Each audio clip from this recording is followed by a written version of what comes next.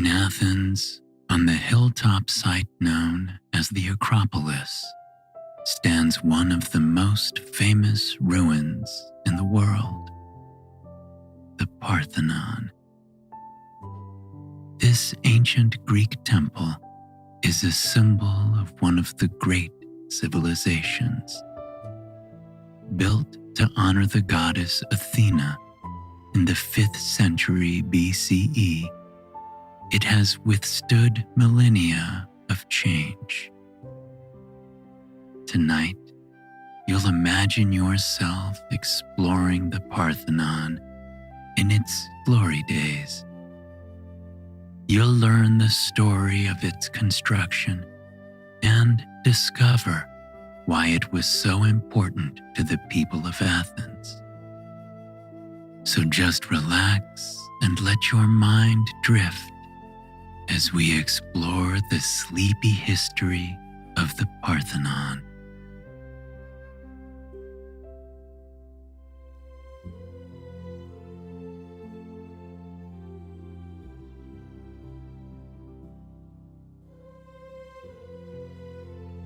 Of all the buildings in the ancient world, few have a legacy quite like the Parthenon.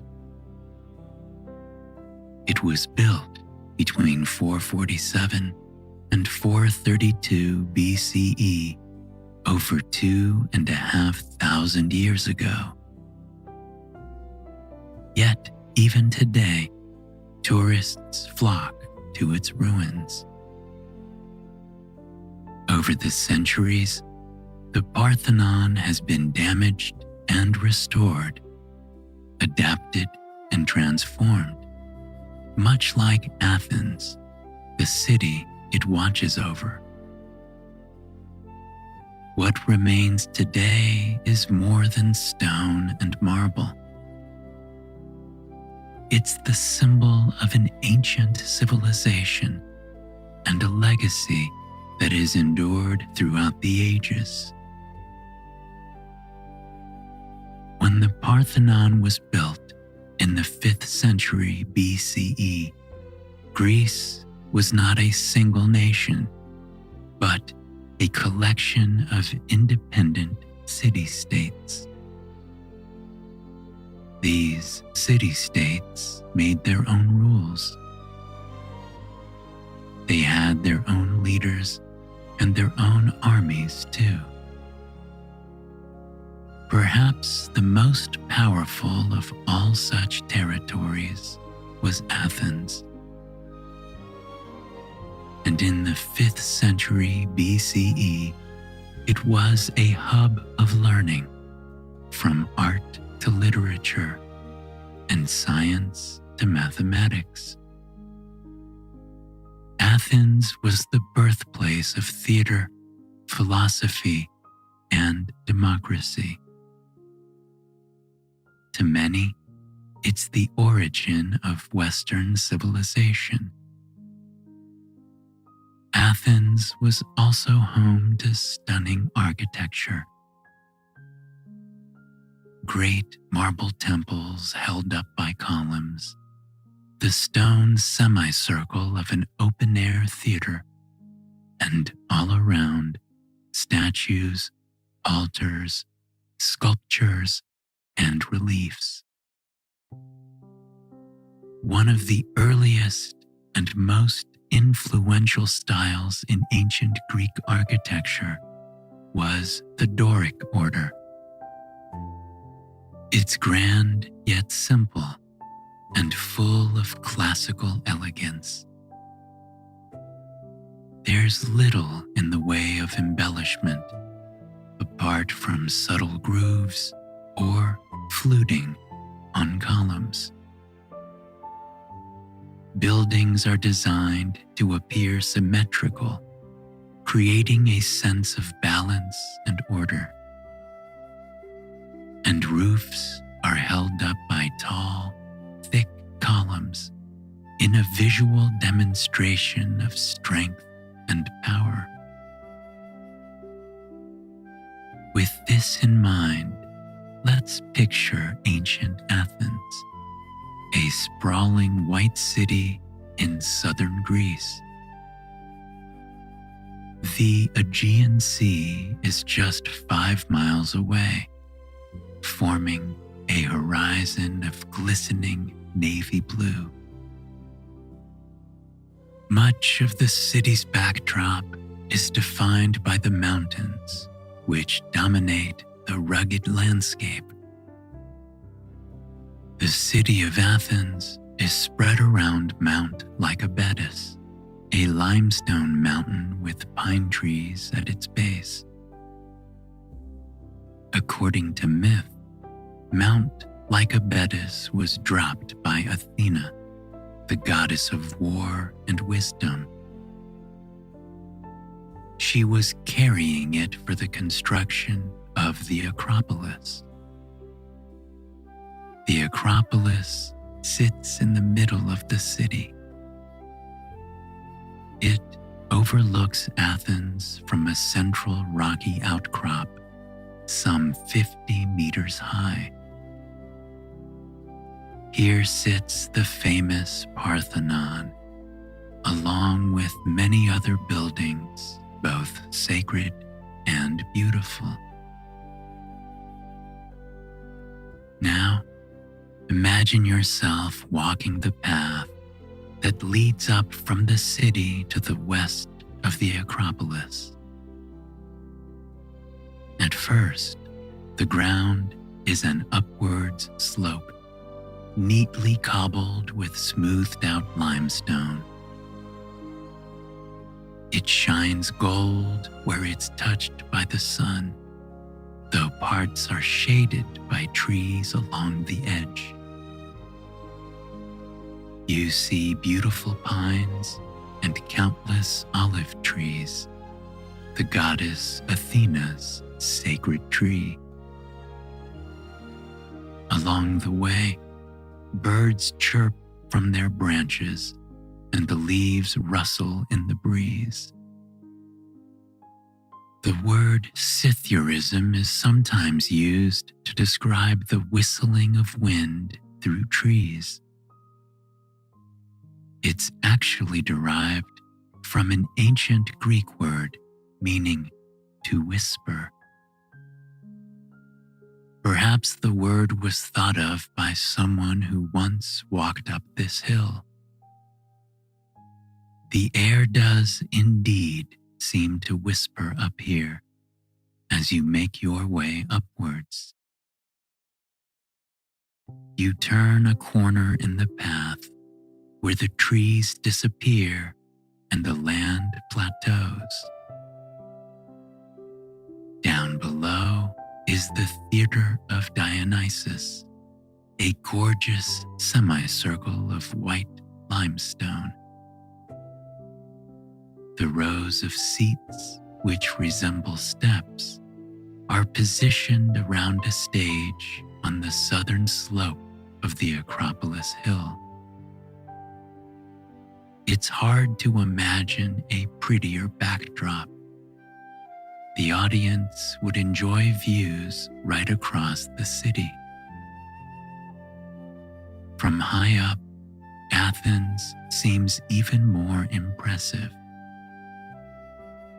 The surrounding mountains look bigger and grander, and the trees below form a lush green blanket. It's the kind of view you could look at for hours if you weren't so focused on your destination.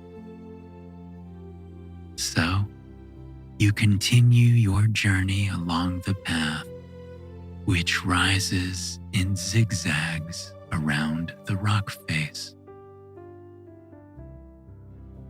Most ancient Greek towns have an acropolis, a fortress built at the highest point. They tend to be constructed on very steep hills. They're surrounded by walls and guarded by soldiers. Their use differs from place to place. Some are home to royals and high-status families, while others have military defenses.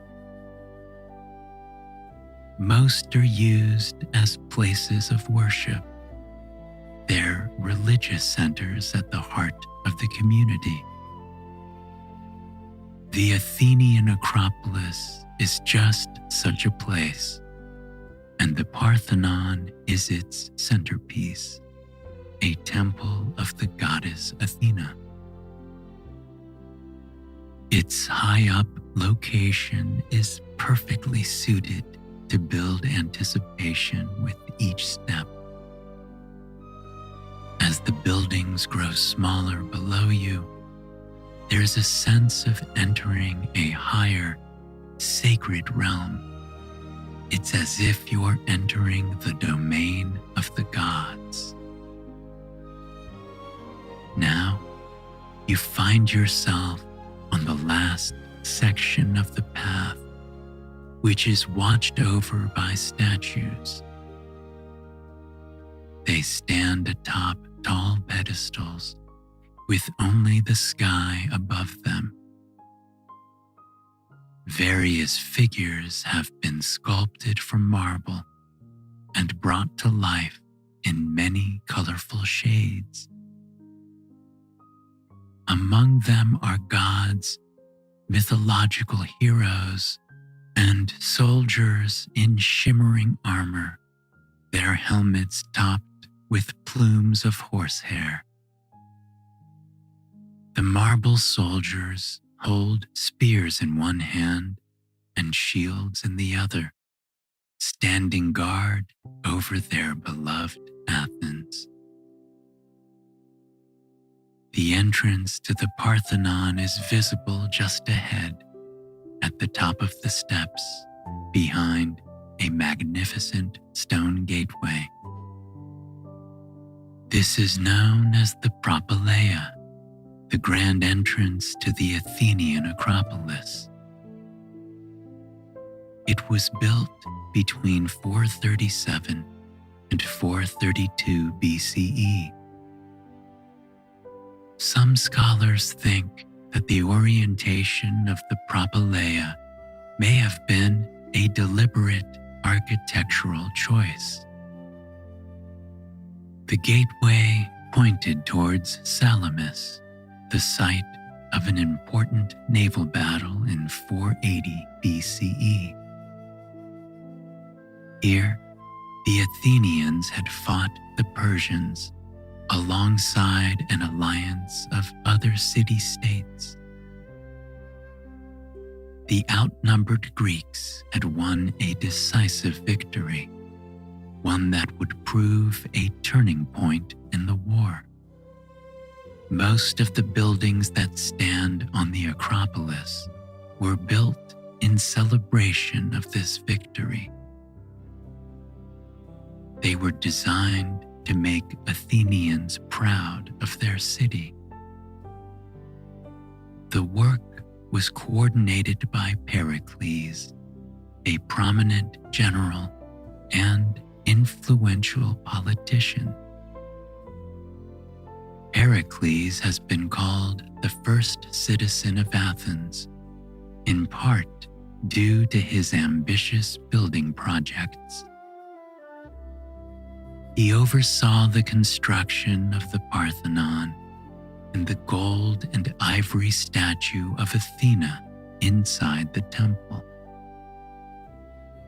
And, of course, the entranceway, where we now stand, its facade as grand as the front of any temple.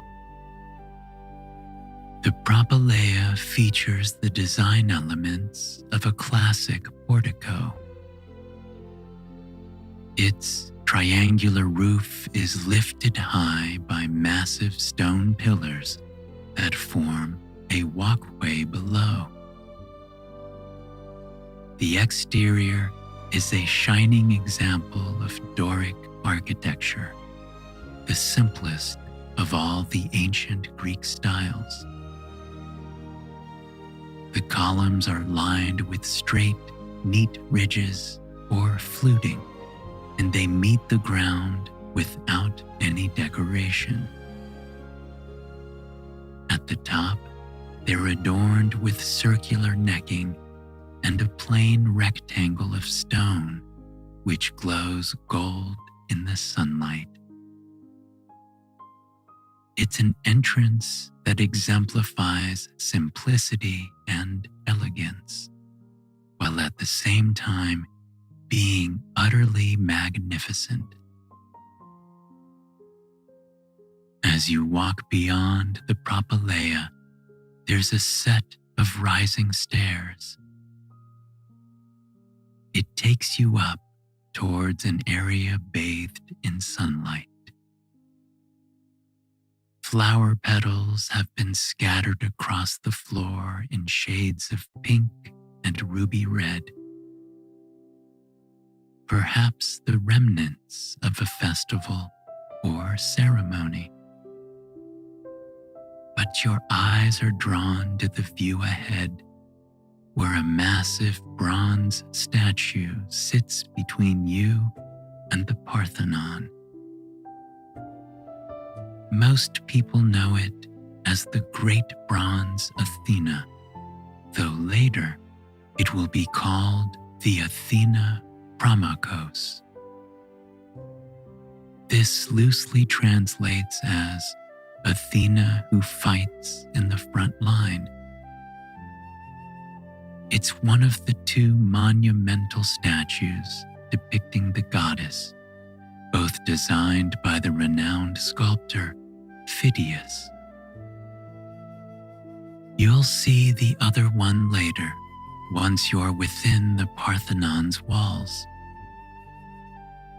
The stunning bronze statue before you now is said to have taken many years to complete. It's 30 feet tall and sculpted to perfection. It's as grand as you'd expect for the daughter of Zeus, king of all the gods. Athena is dressed in a floor-length tunic, pulled in above the waist. She wears a breastplate over her chest, bearing the image of a mythical Gorgon.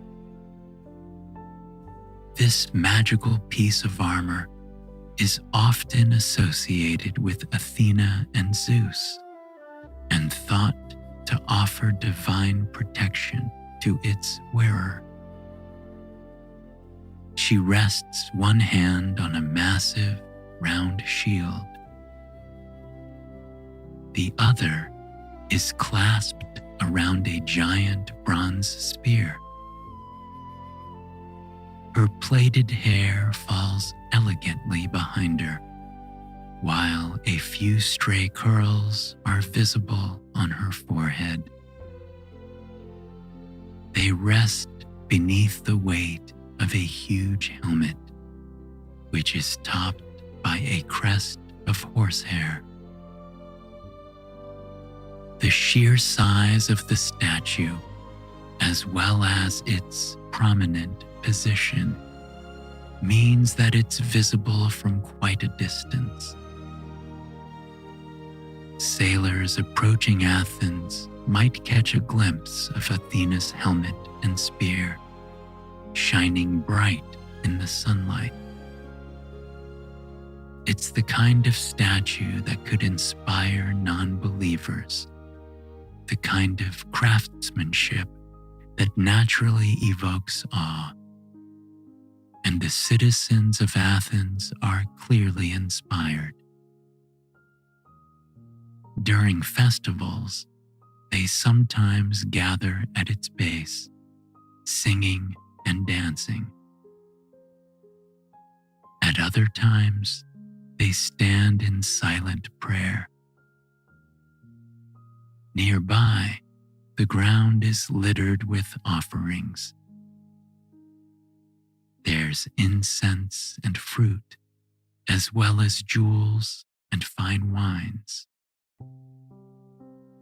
You yourself feel moved by the statue's presence.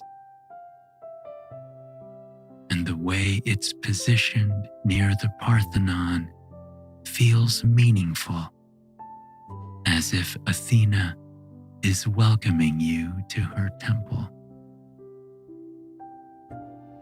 Construction of the Parthenon took about 15 years, with the final touches completed around 432 BCE. Now, at the time of your imagined visit, it's just a few years old and the largest temple in ancient Greece.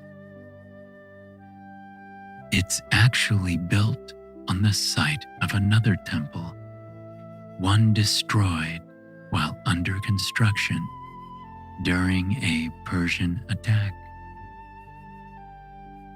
This must have felt like a fitting location for the new Parthenon, considering it was built to celebrate victory over the Persians.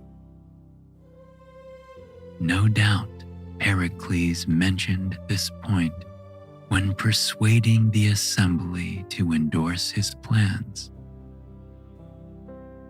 It was a big, expensive project, and as Athens was a democracy, the plan would only go ahead with the backing of the assembly.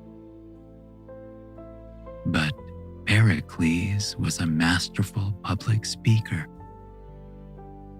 and the project did have its selling points, namely, the amount of labor it would bring to the region. Phidias, the great sculptor, was appointed as project overseer, while Ictinus and Callicrates were the architects in charge. Thousands of craftsmen were needed alongside them in order to make plans a reality. Stonemasons, carpenters, goldsmiths, and sculptors, these were just a few of the roles required. Aside from the wooden beams that hold up the roof, the Parthenon is made entirely of white marble. Transporting that marble was one of the trickier jobs. Over 20,000 tons of it had to be brought from the quarry at Mount Pentelicus. In order to accomplish this, a road was built between the quarry and the southern side of the Acropolis. Workers may have been able to make the journey in a day, transporting the marble in ox-drawn carts. The hard work didn't end there, though. Once they'd arrived, the marble blocks had to be carefully carved and raised up onto the Acropolis. It's thought that they were raised using a system of wooden cranes, ropes, and pulleys, a feat made possible by the ancient Greeks' understanding of mechanical principles. One by one, the blocks made their way up to the Parthenon and were put into place, and the finished result was spectacular. You stand before it now, a rectangular temple of polished white marble. Aesthetically, there are some similarities to the entranceway, the propylaea, though obviously, the Parthenon is on a much grander scale. It's around 14 meters in height, and all four sides are surrounded by columns. They're Doric in style, with fluted shafts and simple capitals. Above these columns are sculpted panels, which are crowned at the top with a triangular roof. A warm yellow light is visible through the entrance, where an open doorway leads inside the building.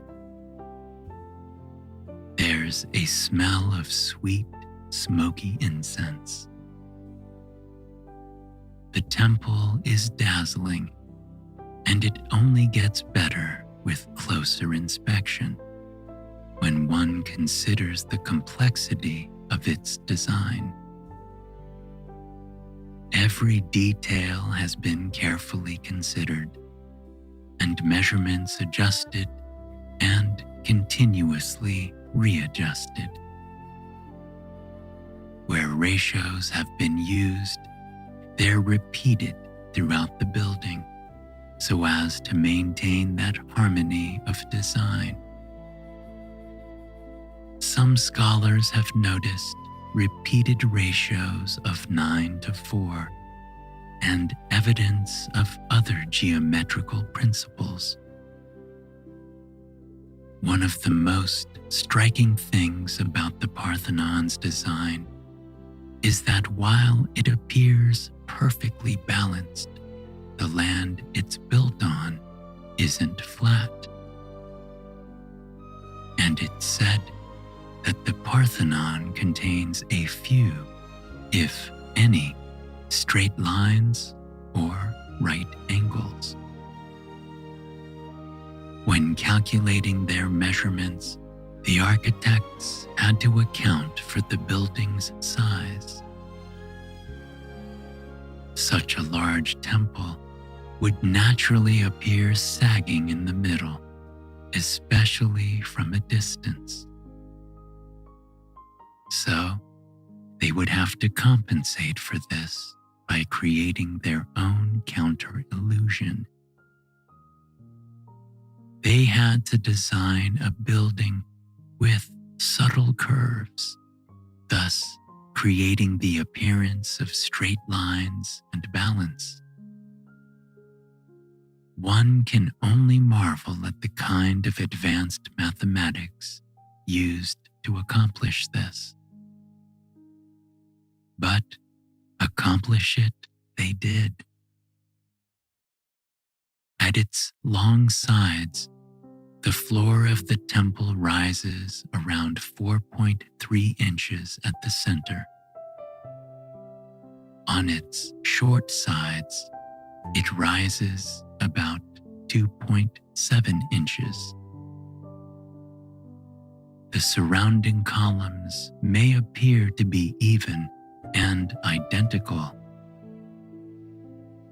but they're actually wider in the middle with a slight inward lean. The columns at the corners are also thicker than the rest, another optical correction. The end columns, which are exposed to more light and lack surrounding shadow, can appear thinner to the eye. So, they're made thicker to counteract this effect. This wasn't the first time that Greek architects had made such corrections when engaged in the construction of a grand building. However, it was the first time that it had been achieved so successfully and on such a grand scale. Even some of the sculptured decor becomes smaller towards its ends and leans slightly outwards. Though again, this is imperceptible to the observer. Of course, the eyes are quickly drawn towards the decoration itself, another reason for the temple's global frame. The Parthenon is the most heavily decorated temple in ancient Greece. It's unique in both the scale and type of embellishments used. Above the columns and below the roof are the sculpted panels known as the metopes. These square plaques of white marble run all the way around the building. There are 92 plaques in total, more metopes than any building before. The east and west walls have 14 each, while the north and south walls each have 32. The panels are square, on average about 1.2 meters in both height and width, and each stone plaque is around 35 centimeters thick, allowing artists to carve deep into the marble. The image of the metopes tell a story, with a different theme on each side of the building.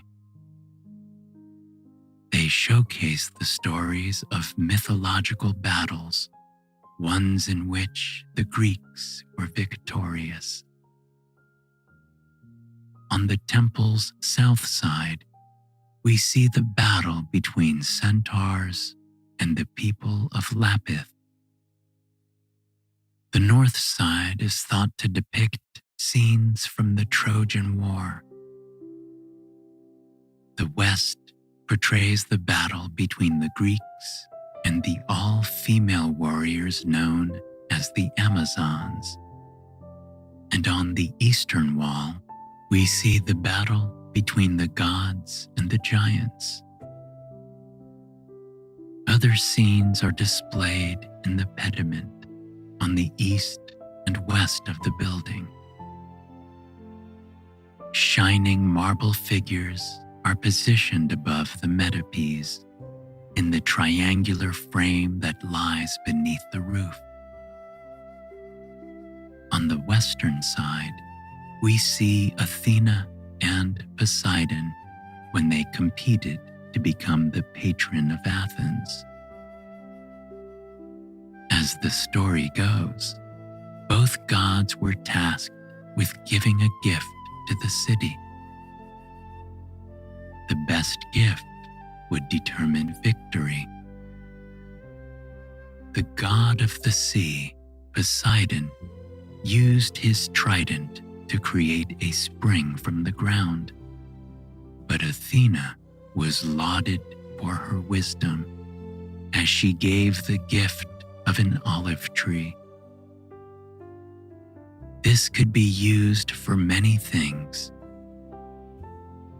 It provided olives for eating, oil for cooking, and for use in lamps. Its wood could also be used both for carpentry and for lighting fires. The olive tree would become the symbol of Athens, and wise Athena would be named as the city's patron and protector. It's hard to imagine a more suitable sculpture for a temple dedicated to the patron herself. The gods are shown beneath the apex of the pediment, Poseidon with his trident, opposite Athena and her tree. Their bodies appear to be pulling away from one another, a physical demonstration of the competition between them. Each is followed by horses and a chariot, and a party of deities at their side. The details of these figures are mesmerizing, from the definition of their muscles to the lifelike rippling of their cloaks and tunics. many of the figures were actually sculpted all the way around, even though their backs wouldn't be visible.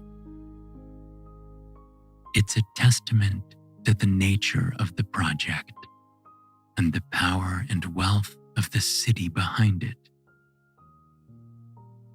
No expense was spared, and no shortcuts were taken.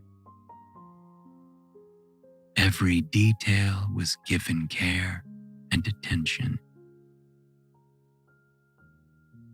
Here on the eastern side, the pediment above you depicts the mythology of Athena's birth.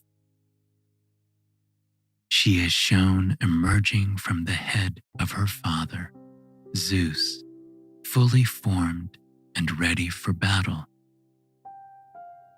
The scene plays out at the center of the pediment, while other gods sit to the left and right. There are many theories as to why the figures have been placed in this order. One theory is that the pediment depicts a journey from darkness to light.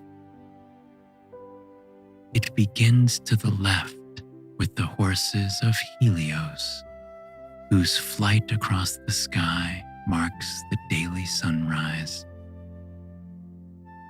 The pediment ends on the far right side with Selene, goddess of the moon. She rides her horses across the night sky. The journey is symbolic and linked to the idea of rebirth. So, it would seem fitting with the theme of the pediment to have the birth of Athena front and center. Both the pediment and the metopes are consistent with the temple's Doric style. But there are also elements of Ionic architecture. The inclusion of a frieze around the inner temple wall would have been considered quite radical for the time. This blending of Doric and Ionic styles was rare and ambitious. The frieze is a band of painted, sculpted decoration. It almost resembles an embroidered cloth, its figures striking against a blue background.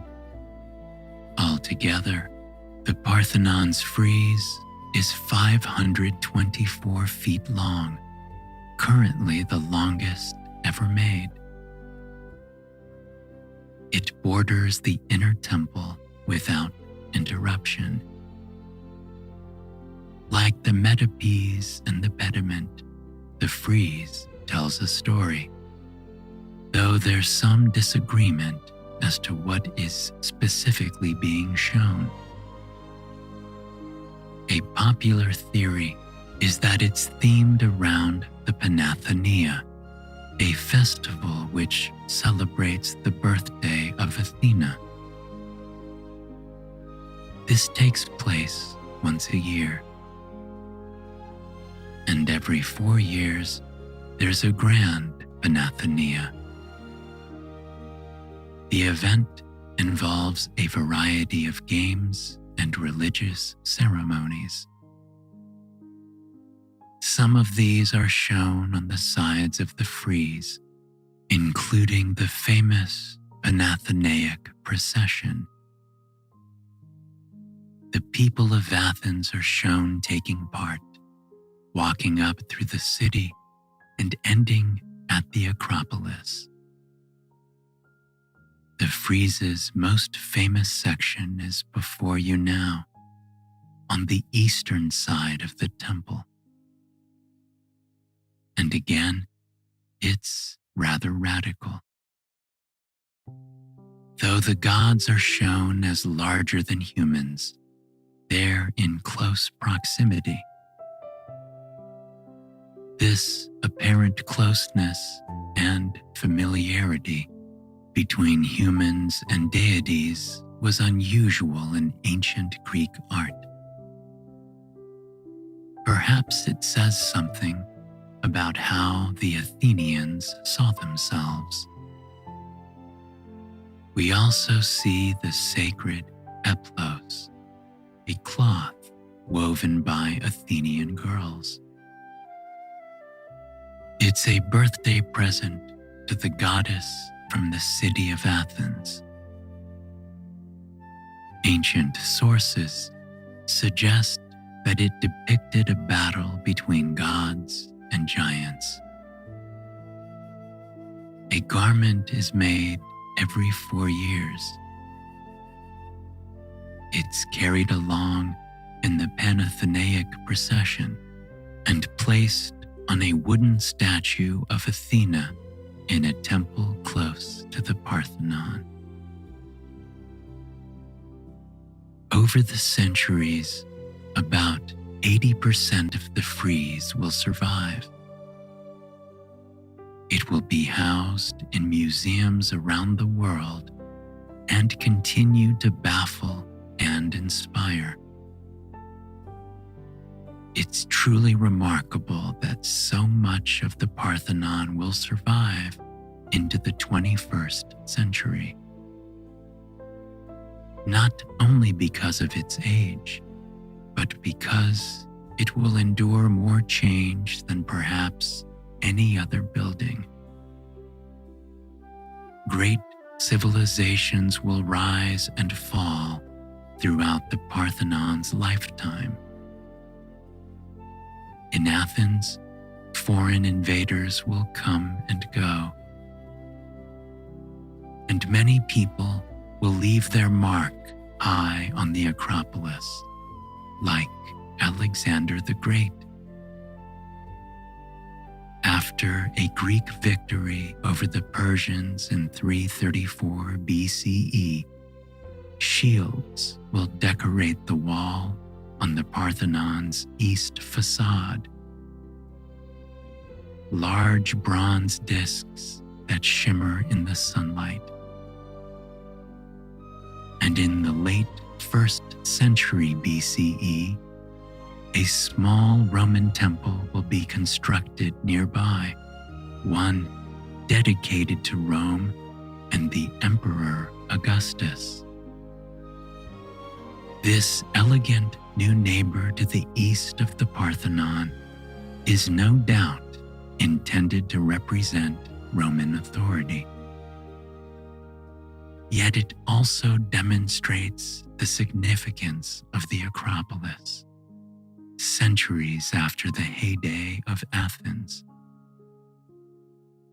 Other invaders will seek to destroy it, like the Germanic tribes who sack Athens in the 3rd century. Parts of the Acropolis will fall into ruin, and the Parthenon will see adjustments inside and out, which mirror its changing purpose over time. Athens will become part of the Byzantine Empire, and the Parthenon will be rededicated to the Virgin Mary. It will remain a Christian church for most of the next millennium and a popular site of worship. The last 250 years of this chapter will be spent as a Roman Catholic church until the occupying Florentines are defeated in the mid-1400s by the Ottomans. Then it will become an Islamic mosque. Unfortunately, it will also be used to store gunpowder, which proves rather disastrous when the Acropolis is attacked in 1687. During the siege, a large part of the Parthenon will be destroyed. In the 21st century, the Parthenon stands proudly on the Acropolis, inspiring Athenians much as it ever did. It's become a symbol of modern Greek identity and a source of pride in their ancient heritage. Efforts to restore the building began around 1975 and will continue on in years to come. And it isn't short of visitors now, welcoming over 1 million tourists each year. No other building can so beautifully capture the magic and wonder of ancient Athens. To look upon its ruins is to be transported. Allow yourself to be transported now and imagine returning to the steps of the newly built Parthenon in ancient Greece. You can trace the fluting of the columns with your hands as you pass between them towards the entrance, or notice the colors of the frieze above and the story it tells in sculpture. Now, you pass between the columns of the inner temple walls. The inside of the Parthenon is split into chambers. The western chamber is the treasury of Athens. The city's wealth is protected behind massive wooden doors. But you're headed to the eastern chamber, perhaps the most important room in all of Athens. It's a room solely dedicated to the famous statue of Athena. You see it from a distance through the chamber's open doors, the Athena Parthenos, or Virgin Athena. Raised on a stand at the back of the room, it's somehow even grander than the statue outside, the massive bronze Athena that you saw earlier. It's this statue inside that's the prize of Athens. Because of its materials, some believe that its value exceeds the cost of constructing the Parthenon itself.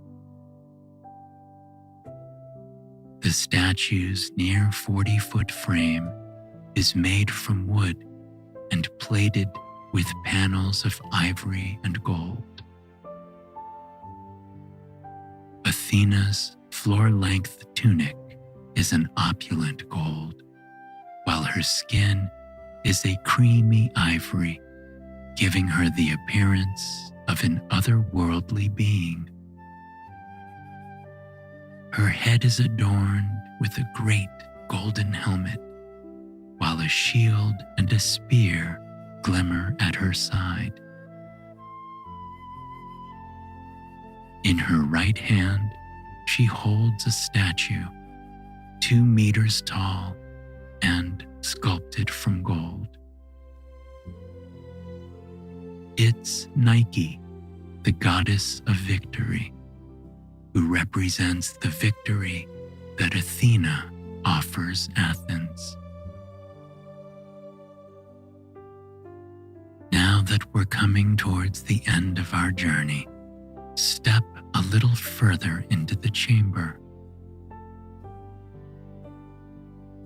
As you walk towards the statue at the back of the room, you notice the oil lamps glowing on each side. The glow of the flames is reflected on the walls, on the white marble columns that rise from the floor, and on the surface of the U-shaped pool at the end of the room. Here, With the statue of Athena in front of you, you can pause and relax. For tonight, you've learned all that you can about the history of this wonderful building. Now, it's time to let that go and to let yourself fall into a deep, restful sleep.